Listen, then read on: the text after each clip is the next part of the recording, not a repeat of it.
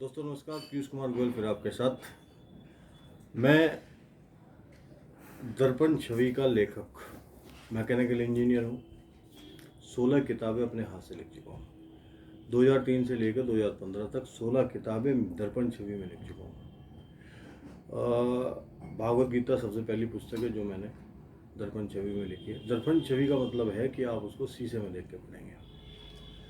बात 2000 से स्टार्ट होती है। सन 2000 में मेरा बहुत सीरियस एक्सीडेंट हुआ। उस एक्सीडेंट के कहते हैं ना, दुख में भगवान को याद करते हैं। मैं दुख में था।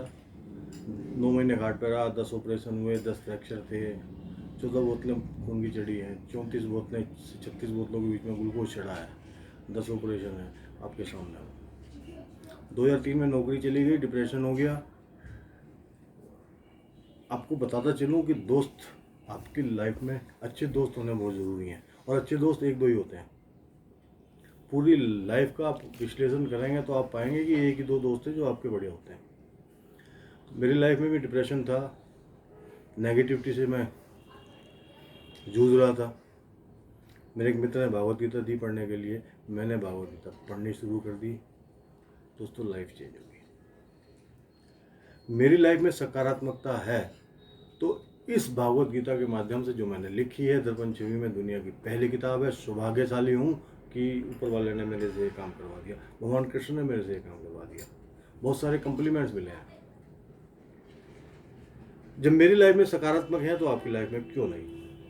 18 अध्याय है, 700 श्लोक है, एक बार अवश्य पढ़ें। दोस्तों कहानी बहुत लंबी है। 2003 में डिप्रेशन हुआ, किताब दी पढ़ने के लिए। पढ़ने के बाद डिप्रेशन दूर हो गया। मैंने हिंदी में शुरू करी, फिर मैंने इंग्लिश में शुरू करी। आप यकीन करेंगे कि मेरा सोनीपत में एटलस साइकिल में कंपनी में मेरा जॉब लग गया जैसे ही ख़त्म हुआ।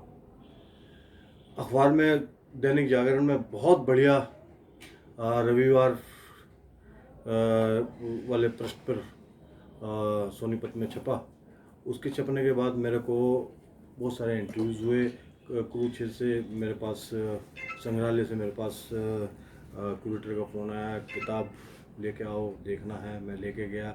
प्रेस कॉन्फ्रेंस हुई, पत्रकारों से बात करी कि सर आपने बहुत अच्छा काम करा, बहुत अच्छी किताब आपने लिखी है, लेकिन इसको पढ़ेगा कौन, इसको पढ़ेगा कौन।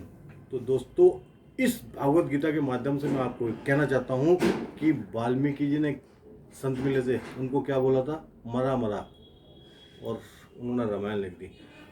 मरा मरा बोलते बोलते बोलते बोलते राम राम निकला और वो रामायण लिखने के अधिकारी हुए।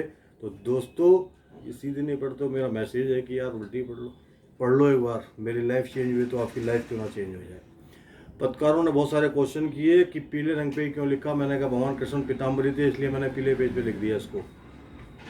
पत्रकार खुश। दूसरे पत्रकार का क्वेश्चन था, सर इसको पढ़ेगा कौन, इसको पढ़ेगा कौन। मैंने कहा इसका भी जवाब मैं दूंगा। फिर मैंने 5 साल के अथक प्रयास के बाद सुई से मधुशाला लिखी, और ये दुनिया की पहली किताब है और ये वर्ल्ड रिकॉर्ड है। दुनिया की पहली किताब सुई से लिखी गई है और ये एक भारतीय को और एक भारतीय वासी को जाता है ये गौरव। आप गूगल पे चेक कर सकते हैं।